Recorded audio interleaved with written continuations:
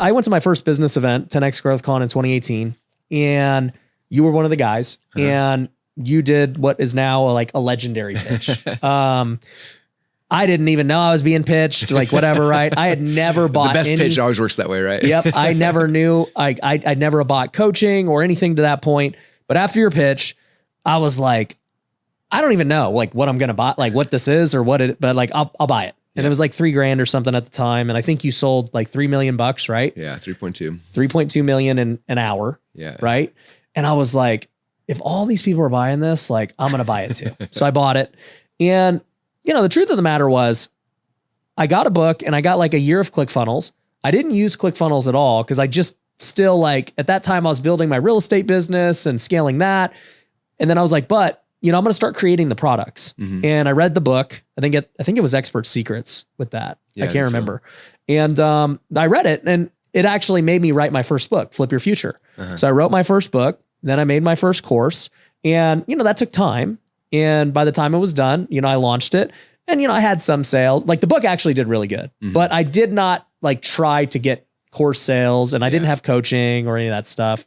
But your talk did influence me to say, okay, I will like, you know, create content. I will do education because at the time I was very like anti-guru. Yeah. Because I think there's, you know, and I guess you don't want to become one for sure. Yeah. Like I was already really successful in real estate. I'm like, I don't want to be one of these guys that's, you know, not doing the thing, but selling the thing. Yeah. And so I was just focused on building real estate. And then around 2020, a couple of years later was when, you know, I started getting on social media, getting the organic content, and then coaching really took off without me really, I guess, realizing that, oh man, all this traffic, they want to learn now because I'm just putting out valuable content. Yeah. So kudos to you. Cause like you were awesome. You were the fire to that, but I'll add another thing too. So after I bought it, you know, I get a call about Funnel Hacking Live, which was maybe like a couple of months after. Yeah. So I'm like, all right, I'll get a ticket. So I bought a ticket, went to Funnel Hacking Live. And I do remember you saying something, about how social media was the new, like, just form of media. And you did this presentation. I still have the pictures in my phone to this day where you were like, you know, podcast is the new radio. IG TV or IG is like the new reality TV. Yeah. YouTube is like sitcoms. Do you remember that? Yep. And that actually made a lot of sense to me. I was like, I get that. That makes sense. Like that is where the world's going. It's fascinating because that time is the first time that we could act, like for me to be on a sitcom or like we couldn't, right? And social made it where like all of us could be a sitcom star or be a reality TV show. So like really fascinating time. Well, now you look back, you know, that was in 2018, you know, 6 years later, you're like, oh yeah. Like, dude, I watch these people on Instagram stories and stuff every day. Reality TV, YouTube, you know, Mr. Beast and these guys have taken it to just extreme levels of no, dude, like I would much rather watch a Mr. Beast video or this guy, you know, versus a sitcom I got to go figure out. Oh yeah. You know, and then even how big podcasts have blown up in the last 5 years is kind of incredible to see, you know, Joe Rogan getting paid. I think most entrepreneurs, like their performed thing of like watching or doing is a podcast. It's funny. I remember sitting in the room the very first time the word podcast came out and everyone's like, there's this new thing it's called podcast. And this is 20 years ago. And I was like, that's the stupidest thing. No one's ever going to do that. And it took like 7 or 8 years after that before people started actually doing it. But I remember like thinking back, like I was there when people were first talking about it and I didn't start a podcast. I thought it was stupid. Like, and now it's like, you know, again, it's a huge part of our business and everything we do is our podcast, but yeah, I missed it back then. Why do you think podcasting and YouTube and these things are so important now? Because like you were calling it out in 2018. Yeah. That's what makes me think about it. I'm like, dude, he called it for what it was 6 years ago. And like, it's just really blown up. And then, you know, I mean, I guess from your side, you're like, all right, I really need to go back to organic content. Like, how does that work in life where it's like you knew, but maybe you didn't do it to the degree that you thought you should have? Yeah. Or were you just busy?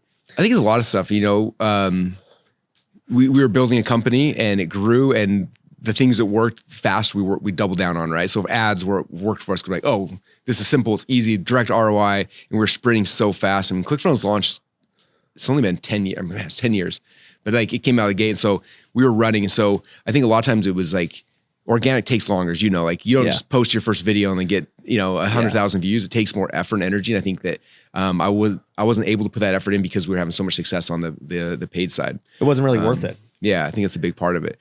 And now it's coming back. Like I said, the costs are going up. And now it's like, okay, gosh, I wish I would have 5 years ago really doubled down. But I think at the same time, it's never too late. Like I think in my mind, I'm like, we are doubling down for the next 12 months really, really aggressively. I think in the next 12 months, again, I don't know if it'll catch up to paid, but I'm hoping it gets close to it, because the $1.5 million, $2 million a month I give to Zuckerberg, it'd be amazing if I was able to match that with organic or cut some of that budget, whatever that ends up looking like, you know what I mean? Yeah.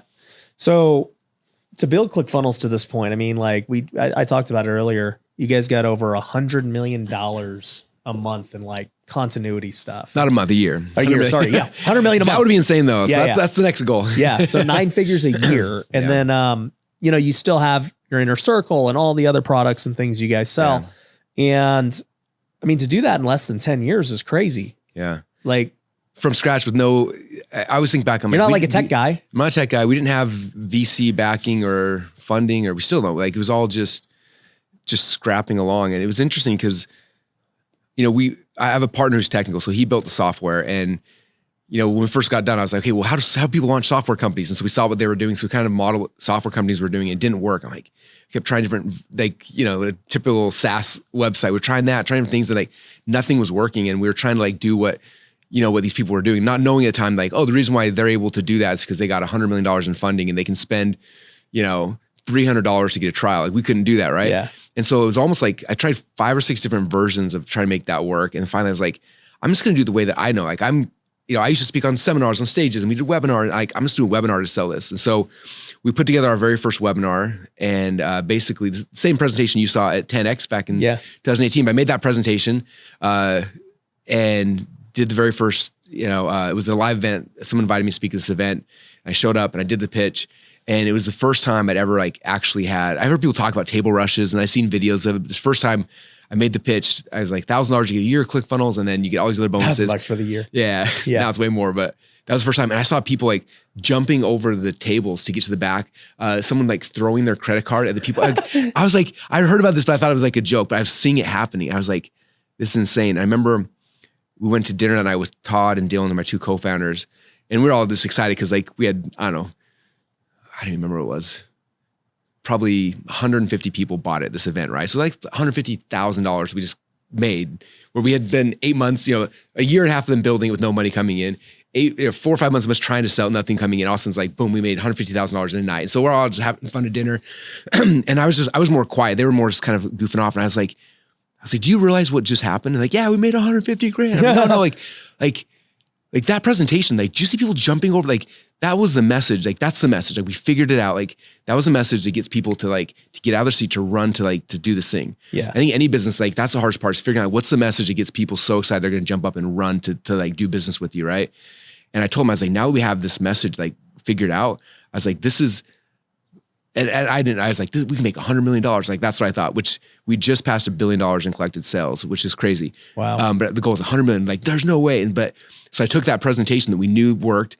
And I remember flying home from that event. I started texting everyone I knew who had any kind of following, email list or social media following. I was like, I have a webinar. I just did it. Crushed. Do you want to do a webinar with me?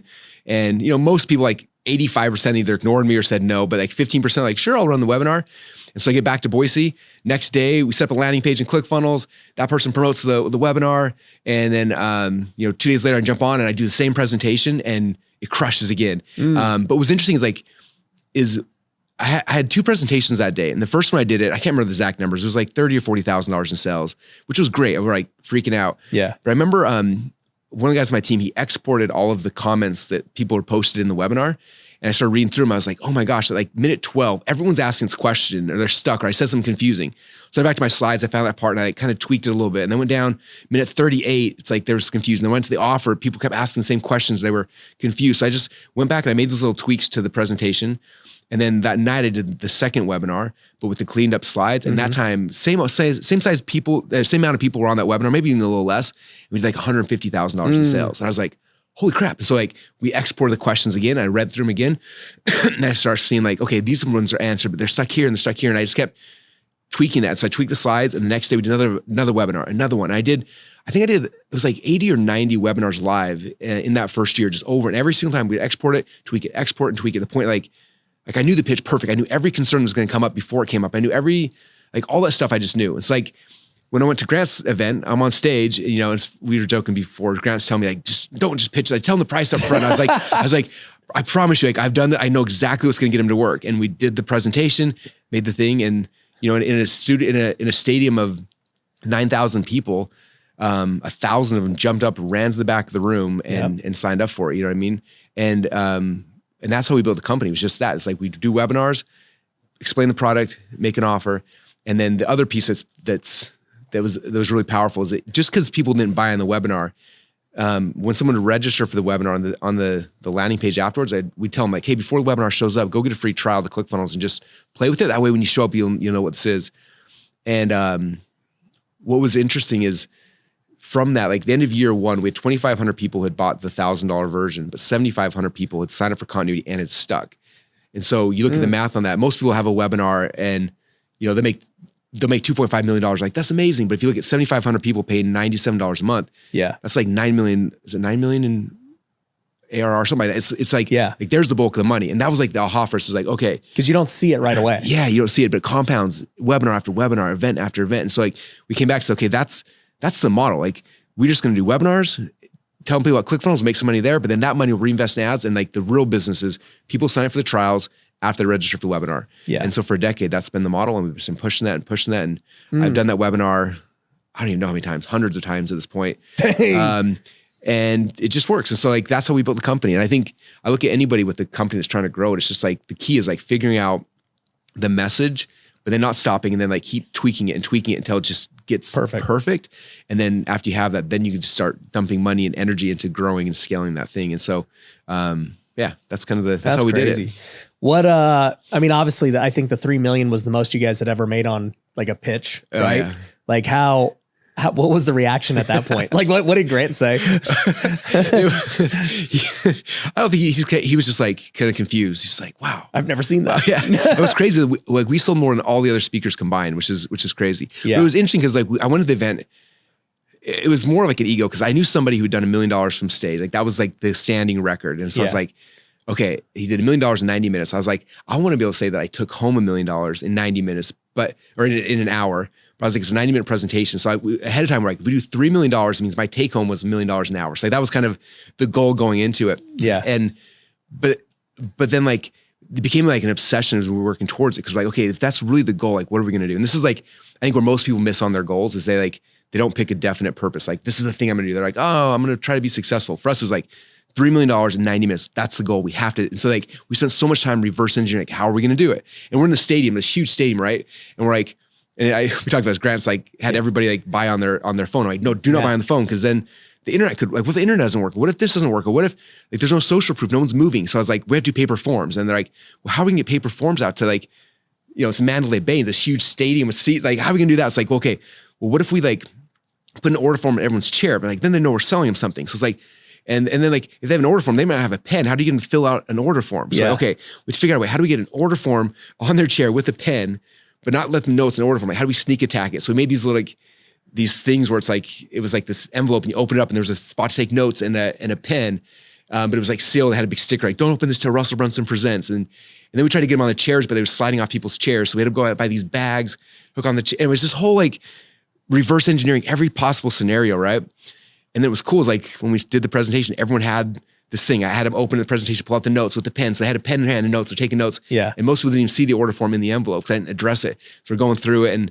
But like, we're thinking through all those pieces. And then we're like, well, how do we get people, like, where are we going to set people up to run? And how are we going to like, it's just really choreographing all the different pieces of that to make it happen, And I think, and then when it actually happened, it was nuts because it was just like, I can't believe like we actually did that. I think a lot of times people don't choreograph the process well enough. They go out and just kind of shotgun approach and hopefully it works, And I think on my side, I always try and think through all the little pieces. Like, how do we create the experience of the event in a way that like gives people the greatest like happiness, but also like sets up the sales in the greatest way. And there's, that choreography, that's so huge. Well, I think like the thing that sticks out to me is you guys, I mean, you'd already done 100 of that presentation before, So it's like me watching it from the audience. I don't know how many times you've done this thing or whatever, or like, anything, but I'm looking at the end result and I'm like, dude, that guy killed it. and you don't see all the work that you just explained. I had to, you had to do 100 of them for the year before. You had to think about the bags and the order, the envelope, like every minute detail that could affect a conversion. You had already processed it in your head. Yeah, for sure. It's even like I watch people, I try to coach people now who like want to speak from stage or do webinars, and like half times they're just winging it. I was like, there's presentations I wing. Like when I'm teaching and training at my big events, like I got a direction I'm going, but when I'm selling something, like it's scripted. Like I know exactly where I'm taking my drink of water. I know when I'm laughing. I know the joke I'm going to land. I know like none of that's left to chance. Like it's too important to leave to chance. Like I got to just make sure that's, it's not script like I wrote it out and I memorized it. It's just like, I just know the pacing. I know where it's supposed to be. I know, and you can feel it. And it's just interesting because I see people who leave a lot more to chance. And some days they have big sales days, other days they bombs, and it's like the same presentation. They don't know why. And it's just like, because they're going off script. And it's like, yeah, when you're trying to execute a sell, like the script is the key. Yeah, I am very guilty of being the other guy. I think I lean more with Grant, where I'm just like, hey guys, like, look, this is the thing. You should buy it. Buy it or don't. Like, but I hope you buy it because I think it's going to help. And I kind of wing everything, and I got to quit doing that because even I don't know, dude. It's just one of those things, right? Where you have so much success doing it that you're just like, yeah, I mean, why change it? Yeah. I was interviewing Ed Milet, and he goes, hey, where did you learn to podcast and like interview people? Like you're good. And I was like, well, I just show up and I talk and it's great. I'm just naturally curious of the people I'm speaking to. And I ask questions that I personally just want to answer. And he's like, you'd probably do better if you just prepped a little bit more. And I was like, yeah. I'll have to do that. If you look at Ed Milet, he's got his speech. It's amazing. He's dialed in the same best way. ever. But it's like the same story, same lines. Like he's nailed it. He's created it. And we talked about this earlier. Tony Robbins, UPW. Like me and you. Like I do my big Funnel Hacking Live event. You do your event. Like it's different every single time. Tony, like 30 years ago, he wrote UPW. He does it 4 times a year for 30 years. But pretty close. Same thing with Date with Destiny. It was like he wrote Date with Destiny, and then became a thing he did twice a year for 40 years. It's interesting. Once you have something that works, why change it? Yeah.